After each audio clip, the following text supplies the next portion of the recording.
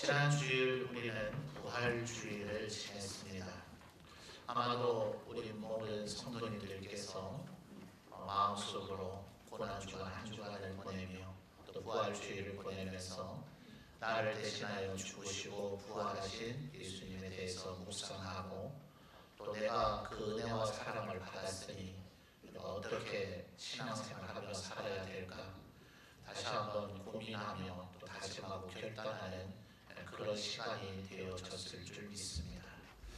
근데 문제는 우리가 그런 결심을 하고 다짐을 한다 하더라도 이것이 과연 얼마나 지속될 수 있느냐 하는 그런 아쉬움들이 있습니다. 안타깝게도 이번 한 주간을 보내면서도 마음의 시련이나 시험이 드신 분들도 혹시 있으실 수 있겠고 그저 한 달, 두어 달 혹은 서너 달 그렇게 가다가 또다시 우리들이 좌절하거나 주저앉아 있거나 또 낙심에 빠져 있거나 나태하게 되어지기가 쉬운 것이 솔직한 현실이죠.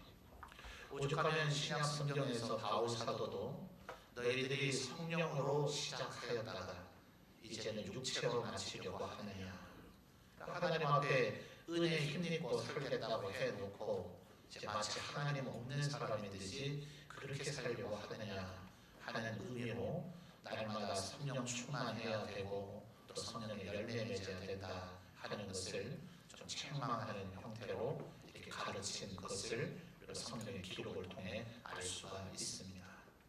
그러니 초대교회 성도들도 그러했고 하니 우리도 그렇게 될 수도 있는지라 그런 일이 되고 나서 그런 일이 벌어지고 나서 어떻게 하면 좋을까 이렇게 하기보다는 그런 일이 우리에게 언젠가는 벌어질 수 있다는 것을 기억하면서 미리미리 대비책을 세워놓는 것이 필요하겠죠.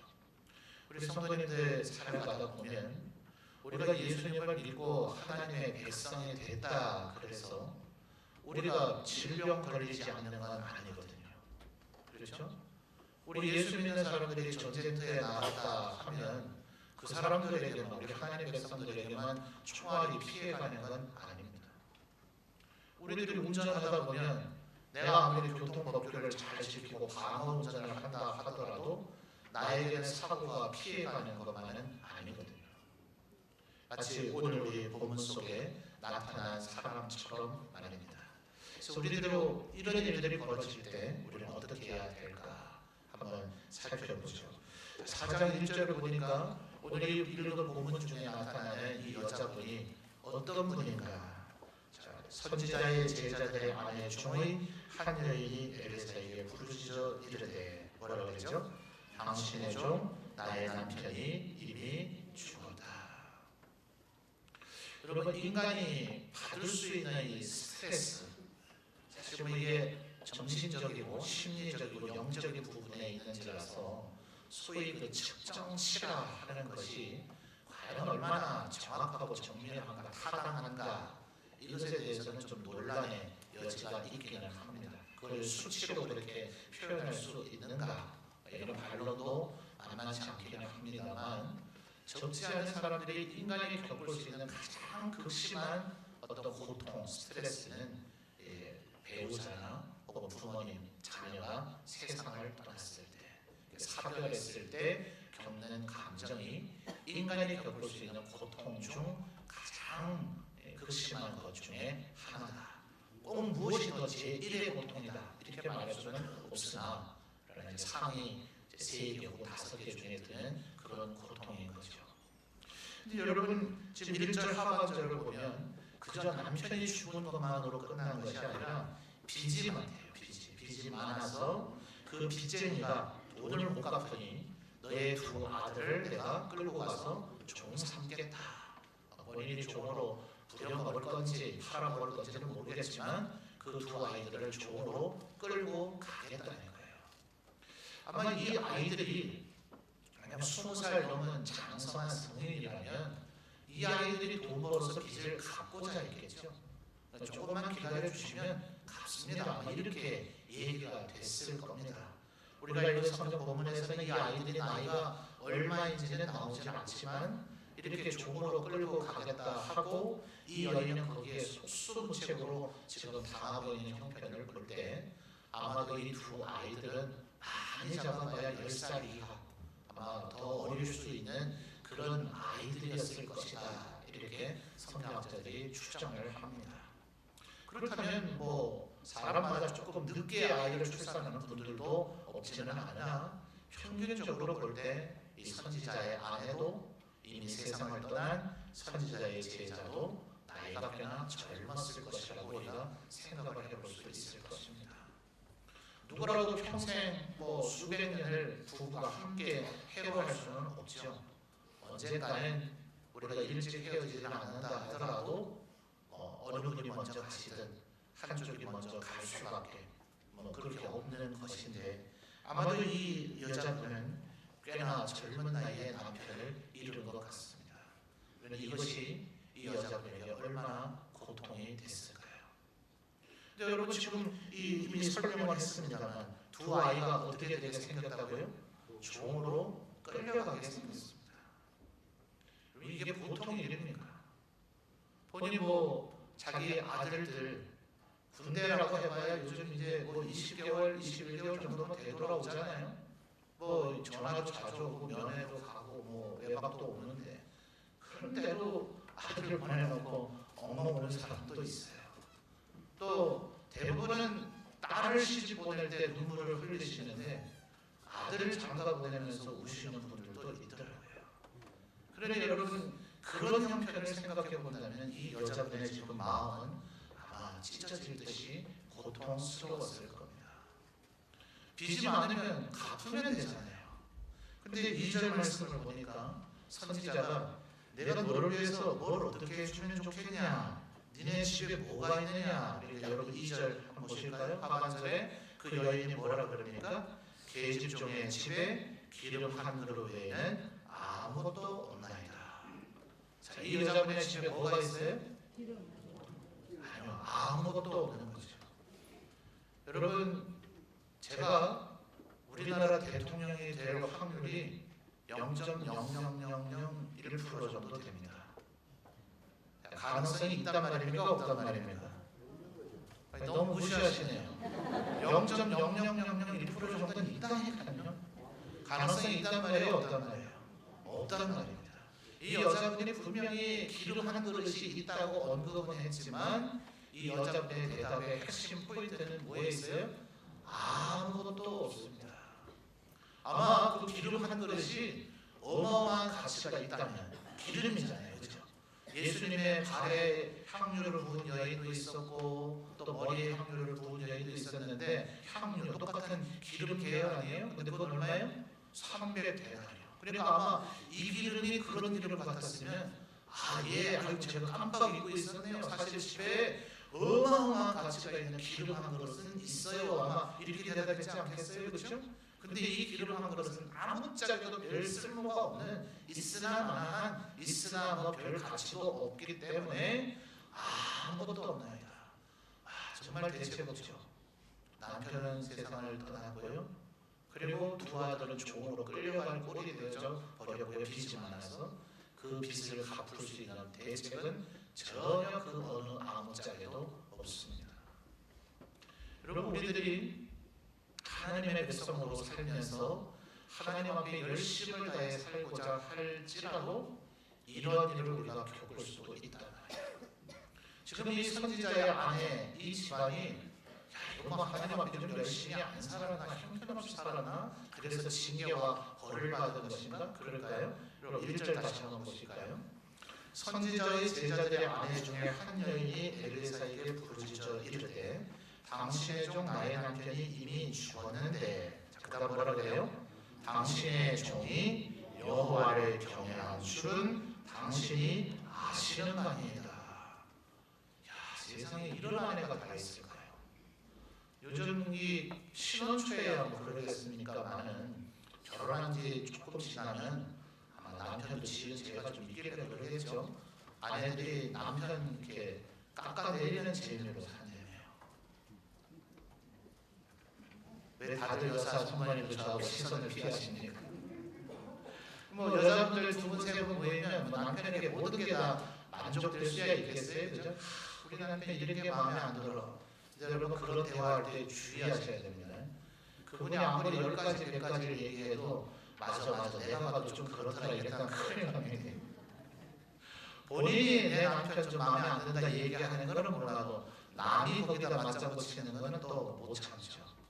근데 사실은 사람들의 마음이 뭐 좋은 점도 있겠고 나쁜 점도 있지 나쁜 점만 있는 남편이 있겠습니까? 근데 다른 사람 앞에 자기 남편 칭찬하기는 참 쉽지 않아요. 그것도 일종의 팔불출 아니에요? 자기 아내 자랑하는 것도 팔불출이지만 남편 자랑하는 것도 팔불출이죠. 근데 자기 그 직장의 상사라 그러죠. 지금 누구 앞에요? 감히 엘리사 앞에요. 여러분 이 선지자의 제자였던 자기의 남편이 아까도 우리 살펴봤듯이 아이들이 나이가 아마 어린 것으로 우리가 추정이 되니까 이 선지자의 제자도 나이가 젊었을 겁니다. 요즘에 우리 교회 집지하고 꼭 뭐 이렇게 비교할 수는 없겠지만 아마도 교육 전도사님 정도 좀 될 수 있을 것 같아요. 뭐 저도 전도사 시절에 제 아내에게는 괜찮은 사람이었습니다. 안 믿어지십니까? 전혀 불신의 표정을 짓고 계신데 그러길래 7살이나 차이 나는데 시집 왔겠죠. 네, 남편이 뭐 총각인데도 불구하고 외모는 유부남 같았대요. 제 첫 사형시에 소문이 그래 났었어요. 나중에 결혼식 날짜 잡고 소문은 났는데 당시에 교회 안에 총각 교육자가 저 말고도 있었는지라 당연히 신랑은 그 친구인 줄로 성도들이 다 예상을 했어요. 저는 비주얼이 유부남 같았기 때문에. 그런데도 불구하고 제 아내가 저에게 시집 왔으면 그래도 뭔가 저 사람 눈에는 괜찮아 보이는 꼴이 뭐라도 있었지 않았겠어요? 믿어지지 않으면 좀 믿는 척이라도 좀 하십시오.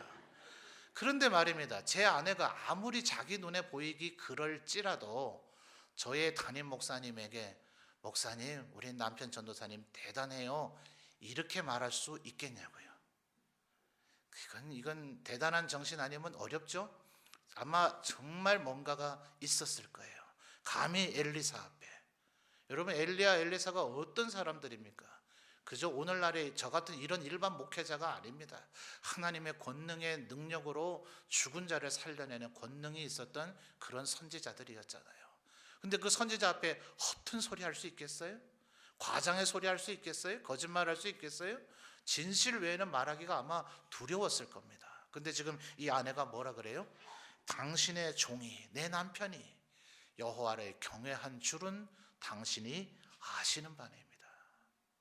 내가 그냥 그렇게 생각한다 정도가 아니라 엘리사 선지자님 아시잖아요. 제 남편이 하나님을 어떻게 섬겼는지 아시잖아요. 그런데도 불구하고 이런 일이 일어날 수도 있더라 말이에요.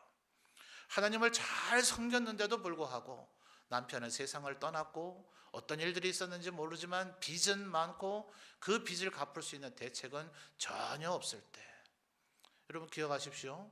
우리들이 아무리 하나님의 백성으로 하나님의 말씀대로 산다 할지라도 우리도 역시 질병에 걸릴 수도 있고 총알에 맞을 수밖에 없고 교통사고가 날 수도 있는, 그 외에도 수많은 사고와 재난이 우리에게도 일어날 수도 있는 똑같은 사람들이라는 것을 말입니다. 근데 결정적인 차이가 있죠. 이런 일이 안 일어나기를 바라는 건 무의미합니다. 허망합니다. 그런 일은 일어나지 않아요. 똑같아요. 근데 결정적인 차이는 세상 사람들은 이럴 때 기댈 곳이 없지만 우리는 부르짖을 곳이 있더라 하는 겁니다. 여러분 1절 말씀 다시 한번 볼까요? 선지자의 제자들의 아내 중에 한 여인이 그 다음 뭐예요? 엘리사에게 부르짖어 이르되. 여러분 이것이 한 개인 엘리사에게 얘기하고 있는 내용이 아닙니다. 여러분 모세가 시내산 정상에서 하나님을 만나서 십계명을 받아올 때에 하나님께서 시내산에 강림하시자 그 일대가 완전히 지진이 있는 것처럼 땅이 진동하고 흔들렸습니다. 하늘 위에는 하나님의 영광이 가득해서 구름이 끼어 있는 것처럼 빽빽하게 안개가 자욱했고 심지어 화염과 불꽃들이 보였다. 출애굽기는 그렇게 기록하고 있습니다. 그러니까 하나님의 백성들이 얼마나 두려웠는지 하나님 제발 직접 나타나는 것은 삼가해 주시고 앞으로는 하나님의 종을 하나를 택하셔서 그에게 우리에게 전달하시고자 하는 말씀을 대신 전달하도록 해주십시오. 이렇게 요청을 하자 하나님께서 그것을 좋게 여기셨다. 역시 출애굽기에 그렇게 기록이 되어져 있습니다. 그게 우리가 지금 알고 있는 선지자 제도가 시작된 기원입니다. 그 뒤로부터 모세와 같은 선지자들을 하나님께서 선택하셔서 하나님이 직접 나타나는 일을 하지 않으시고 그 선지자에게 너는 백성에게 가서 이렇게 말하라. 그러니 여러분 이 구약의 선지자들의 존재는 어떤 존재입니까? 하나님과 우리 인간을 매개해주는 중간자적인 존재입니다. 그러나 지금은 그렇지 않습니다. 로마 캐톨릭에서는 이런 식으로 여전히 생각을 해서 신부들에게 우리의 죄를 고해서 그 신부가 하나님께 대신 고해줘야만 되는다고 생각을 했으나 우리 종교개혁자들은 어때요? 선지자의 사명도 감당하시고 제사장의 사명도 감당하시고 왕의 사명도 감당하신 전능하신 예수 그리스도 삼중의 직분을 행하신 그분만이 오직 인간과 하나님 사이의 중보자가 되심으로 우리는 예수님의 이름으로 하나님 앞에 고하면 되는 줄 믿습니다. 그러니까 이것은 지금 구약의 시대이기 때문에 선지자 앞에 부르짖고 있지만 이거 지금 누구한테 하는 얘기예요? 하나님께 부르짖고 있다 하는 겁니다. 여러분 이게 세상 사람들과 우리의 결정적인 차이죠. 여러분 다시 한번 강조드립니다. 제가 아무리 이렇게 말씀드려도 적지 않은 성도님들이 이렇게 생각을 안 하기 때문에 우리가 예수 믿기 때문에 나에게는 늘 무사태평하고 평안하고 좋은 일만 일어나 아니 그렇지 않습니다. 우리도 똑같이 희노애락을 경험하게 되어져 있고 우리도 질병에 노출될 때도 있고 재난 사고와 질병들 사고들이 우리에게도 일어날 수도 있습니다. 그러나 그때 우리에게 여전히 소망이 있는 것은 우리가 부르짖을 하나님이 계시고 우리의 그 부르짖음을 들어주시고 해결해 주실 하나님이 계시다 하는 것입니다. 이 사실로 인하여서 힘과 용기를 얻으시는 우리 모든 성도님들 되시기를 주님의 이름으로 축원합니다. 우리 좌우에 있는 분들에게 말씀드려 주십시다. 문제 있을 때 하나님께 부르짖읍시다. 아멘. 하나님께 부르짖으면 모든 문제를 해결해 주실 줄 믿습니다. 이게 바로 하나님의 백성의 특권이요 축복인 거예요. 그러니까 지금 이 엘리사에게 이 선지자의 제자 중에 아내가 지금 뭐라 그래요? 하나님 앞에 지금 부르짖고 있는 거죠. 그러니까 엘리사가 2절에 뭐라 그랬습니까? 내가 너를 위하여 어떻게 하랴? 네 집에 무엇이 있느냐? 자, 이 여자분 뭐라고 대답했다고요? 기름 한 그릇이 있기는 있지만 뭐예요? 아무것도 없어요. 근데 여러분 바로 그 아무짝에도 쓸모없는 것 같았던 바로 그것이 문제를 해결하게 되어지는 단초와 계기가 되더라 하는 겁니다. 여러분 기억하십시오. 여러분이 무슨 대단한 능력이 있어야, 대단한 권능이 있어야, 대단한 지식이 있어야, 지난 금요 기도회 때도 이 말씀을 드렸습니다만 우리는 성경에 워낙 위대한 하나님의 종들을 보니까 나 엘리야처럼 되고 싶다, 엘리사처럼 되고 싶다, 모세처럼 되고 싶다, 다윗처럼 되고 싶다, 느헤미야처럼 되고 싶다. 아니에요. 우리 모두 다가 그렇게 될 수는 없어요. 하나님께서 우리에게 그렇게까지 해주실 수 있다는 걸 보여주기 위해서 성경에 그런 것을 기록해 주셨지만 우리가 꼭 그런 존재가 돼야 될 필요는 없습니다. 우리 모두 다가 그런 존재가 되지는 않습니다.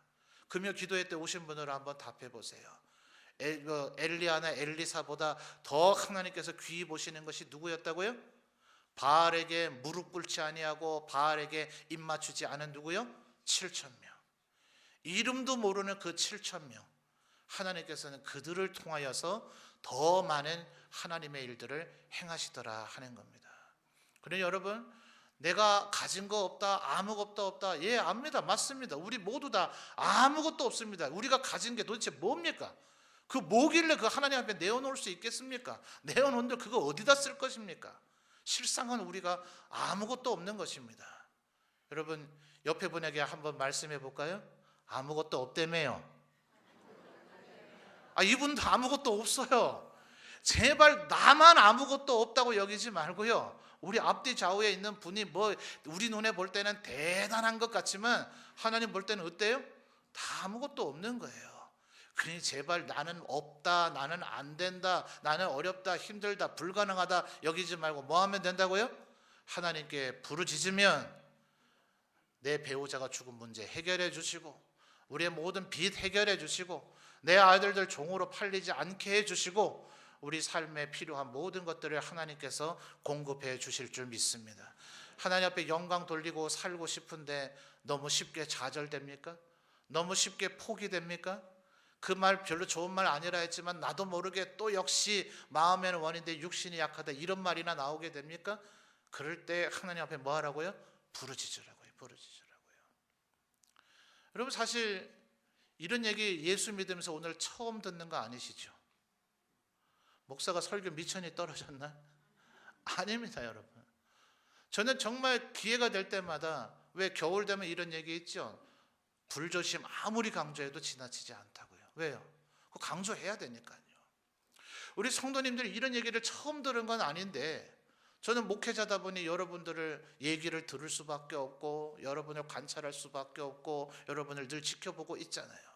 그런데 정말 우리 교회뿐만 아니라 제가 거쳐왔던 수많은 교회에서 만났던 많은 성도들이 이 얘기를 잘 알고 있기는 하나, 그러나 정작 이와 같은 상황에 처하면 하나님께 부르짖으며 하나님이 해결해 주신다는 이 정답을 너무나 잘 알고 있는데도 불구하고 정작 부르짖지 못하고 슬픔 가운데 있고 좌절 가운데 있고 눈물 흘리고 있고 심지어 원망하고 있긴 하지만, 마음이 상했다고 얘기하고 있긴 하지만 하나님께 부르짖지 못하더라 하는 거예요.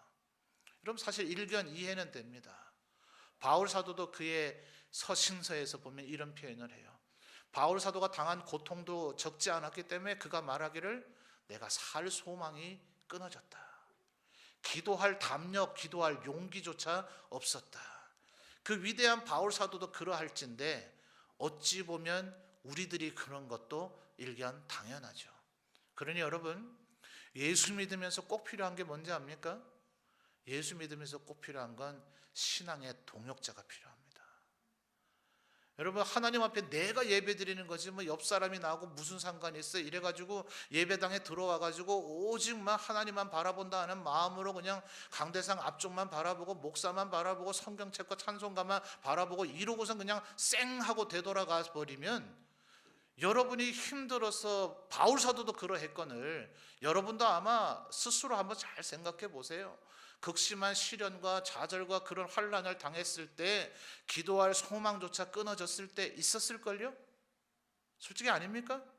그럴 때 나를 위해서 누군가 있어야 될 거 아니에요. 옆에서 집사님 왜 그래, 권사님 왜 그래, 힘내요, 기도합시다 하면서 여러분 손 붙잡고, 내가 도저히 내 입에서 한마디 말도 기도의 말이 떨어지지 않을 때 내 손 붙잡고 기도해 줄 사람이 있어야 될 거 아니에요. 그죠? 여러분, 신앙의 동역자를 만드셔야 돼요. 그게 내가 살아가는 방법입니다. 모여서 뭐 그냥 세상 얘기하는 그런 거 말고요, 정치 얘기하는 거 말고요, 어떻게 하면 돈을 재산을 불릴 수 있냐 재테크하는 그런 얘기 말고요, 심지어 남들 저기 뭐 뒷담화하고 비판하고 욕하고 그런 얘기 말고요, 날 위해서 기도해 달라, 내가 요즘 이게 문제다, 서로를 위해서 기도 제목을 얘기하고 기도할 수 있는 그런 신앙의 동역자가 있을 때, 그것이 내가 하나님 앞에 부르짖음조차 못하게 될 그 상황이 됐을 때 나를 살려내주는 하나님의 은혜의 방편이 된다 하는 거예요. 하필이면 오늘이 또 원래 주일이네요. 각기간 원래가 있어서 오늘 이런 설교하는 건 아닙니다. 예배 마치고 원래 참석하십시오. 거기서 좋은 친구 좀 사귀세요. 그것 때문에 각 교회마다 전도회고 구역이고 만든 이유는 사실 거기에 있습니다. 물론 사람들마다 이렇게 어울리다 보면 좋은 일만 있는 건 아니죠. 근데 우리 속담에도 있잖아요. 구더기 무서우면 장 담그지 마요. 우리 성경에도 똑같은 개념의 말씀이 나옵니다. 소를 키우지 않으면 외양간은 어때요? 깨끗할 거예요. 그냥 청소만 잘해놨으면. 근데 그러니까 소 키우지 말아요? 성경이 뭐라 그래요? 소를 키움으로 유익이 많으니라. 여러분, 신앙의 동역자를 꼭 만들어 가시는 우리 성도님들 되시기를 바랍니다. 하나님께서 오늘 뭐 늘 거의 그 근처 앉기는 하십니다만 오늘 왜 하필이면 이분을 내 옆에 앉게 하셨을까요? 자, 옆에 있는 분 손을 꼭 잡아 주시면서 내 기도의 동역자가 돼 주십시오. 하나님의 섭리입니다. 왜 하필이면 이분이 내 옆에 앉았을까? 이제 서로의 기도의 의무가 생겼어요. 이렇게 서로 도와줄 때 하나님께서 우리의 모든 문제를 해결해 주실 줄 믿습니다. 여러분, 내게 아무것도 없을지라도, 근데 여러분 이렇게 기도합시다 하는 이렇게 기도를 하자는 여기까지 오기도 쉽지 않죠. 내가 하나님의 백성이라는 걸 기억하는 것도 쉽지 않고, 하나님께 기도만 하면 모든 문제를 해결해 주신다는 것을 깨닫고 내 마음에 각인하는 것도 쉽지 않고, 기도의 동역자도 만드는 것도 쉽지 않은데, 그 다음에 또 한 가지 넘어야 될 산이 있습니다. 오늘 제목이 뭐예요? 조금 빌리지 말고. 조금 빌리지 말고. 여러분, 성경에 보면 역대상 4장 9절에서 10절에 보면 야베스라고 하는 분 나오죠. 야베스. 그래서 그분의 기도를 가지고 우리가 일명 야베스의 기도다 이렇게 얘기합니다. 이분을 아마 성경학자들은 유복자로 태어난 고아일 것이라고 봅니다. 왜냐하면 이 야베스라는 이름의 뜻이 고통이에요. 애통. 그러니까 우리 한국말로 하면 애 이름이 고통이에요. 고통아. 야, 이게 애가 이거 이름 불려질 때마다 얼마나 기분 나쁘겠어요. 아마 뭐 요즘처럼 학교 다니는 애라면 아마 학교에서 놀림을 아마 엄청 받았을 겁니다. 제가 그 심정 잘 알거든요. 개씨의 비애를 아십니까? 우리 아들들 어릴 때 저한테 와가지고 아빠 우린 왜 개씨야? 제가 이 고통이라고 불렸을 야베스의 그 비애를 알아요. 왜 부모가 이렇게 이름 지었을까요? 그래서 성경학자들이 이렇게 추정을 합니다. 야곱의 12아들 가운데 라헬이 낳은 베냐민이라는 아들이 있어요. 이 라헬이 베냐민을 낳다가 죽거든요. 그동안 언니하고 좀 싸웠어요. 야, 이제 내가 죽었으니 이제 내 아들 요셉하고 베냐민은 이제 우리 언니한테 아마 죽었다 이런 생각 들지 않겠습니까? 그러니 이제 이 아이를 누가 과연 보호해 줄 수 있을까? 이 아이가 앞으로 얼마나 고통과 슬픔을 당할까 해서 거기도 슬픔의 아들이라는 이름으로 베논이라고 이름을 지으려고 했어요. 야곱이 보니까 이게 말이 돼요 안 돼요? 어디 아들에다가 그런 이름을 지어? 이래가지고 이름을 베냐민이라고 바꿔버려요. 전능한 하나님의 오른손의 아들이라는 뜻입니다. 완전히 이름이 다르죠? 두 개의 발음은 비슷해요. 베논이 베냐민 이렇게 발음은 비슷한데 뜻은 엄청나게 달라져 버립니다. 자, 아버지 야곱이 살아있으니까 엄마 라헬이 죽으면서 이름을 그렇게 어처구니 없이 지으니까 바로 바꿔버리잖아요. 그래서 야베스는 아마도 유복자인가 보다. 유복자가 뭐예요? 어머니 뱃속에 애가 있을 때 아버지는 이미 세상을 떠난 사람 얘기하죠. 그러니까 이 어머니가 이 아이를 낳으면서 아버지도 없는데 본인마저 돌아가시게 생겼으니 아마도 이 아이의 삶의 앞으로 얼마나 고통이 많을까 이렇게 말하고 싶었던 것 같아요. 근데 우리는 보통 그렇게 말하잖아요. 그냥 이 아이가 앞으로 당할 고통이 얼마나 많을까 이렇게 얘기하는데, 서양 사람들은 강조하고자 하는 말을 먼저 말하는 습관이 있거든요. 고통이 이 아이의 삶에 얼마나 넘칠까 아마 이렇게 말하고자 했던 것 같아요. 근데 그 말도 다 못하고 어때요? 숨이 끊어진 거예요. 고통이 익하다 끊어진 거예요. 그냥. 그러니 주위 사람들이 보니까 애 이름은 부모가 지어줘야 되는데 아버지는 이미 세상 떠났어요. 엄마는 이 아이에 대해서 한 마지막 말이 뭐예요? 고통. 이러니까 야, 이건 어쩔 수 없다. 이 아이의 숙명인가 보다 하면서 그 아이를 야베스 고통이라고 계속 불러댄 겁니다. 그러니 이 아이 삶의 형편이 좋았겠어요? 안 좋았겠어요? 안 좋았겠죠. 근데 그 역대상의 표현을 보면 이 사람 유다 지파거든요. 유다 지파에는 누가 있어요? 그 위대한 다윗 왕이 있고 그 다윗 왕의 후손들이 대대손손 이스라엘을 다스렸잖아요. 그러니까 유다 지파는 뭡니까? 우리나라 전주희 씨와 같은 왕족입니다. 왕족. 그 집안은 왕족이든지 아니면 귀족이에요. 유다 지파에는 아주 훌륭한 사람들이 즐비합니다. 그런데 역대상의 표현을 보니 야베스는 그 형제보다 존귀한 자다. 그 왕족과 귀족을 다 제치고 태어나자마자 부모님 다 잃은 이 야베스가 아주 위대한 사람이 된 거예요. 왜 그랬는가?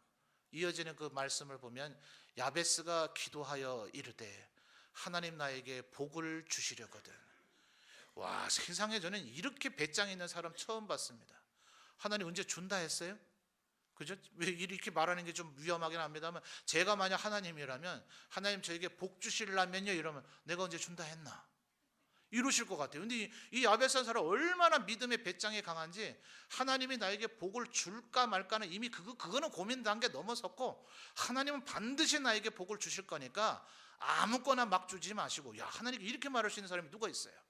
내가 원하는 거 주십시오라고 얘기하면서 그 뒤에 축복의 목록을 제시하더라 하는 거예요. 여러분, 저희 집에 아들 3명이 있는데요, 제가 막내를요 막무가내의 준말이라 그럽니다. 위에 두 놈은 이게 좀 철이 들어서 그런지, 어릴 때들 얘기입니다. 눈치가 있어서 그런지 부모님한테 이거 괜히 요거 해달라 그랬다가 부모님 입장 난처하면 어떡할까 싶어서 얘기를 안 해요. 그게 부모 눈에 보입니까 안 보입니까? 저거를 원하기는 원하는데 부모님 입장 난처할까 봐 얘기 안 하고 있는 자식들의 그 얼굴들, 그 상황 보면 부모님 마음 편해요 안 편해요? 안 편하죠. 이 셋째 막내 녀석은 막무가내라 가지고요 내놓으래요.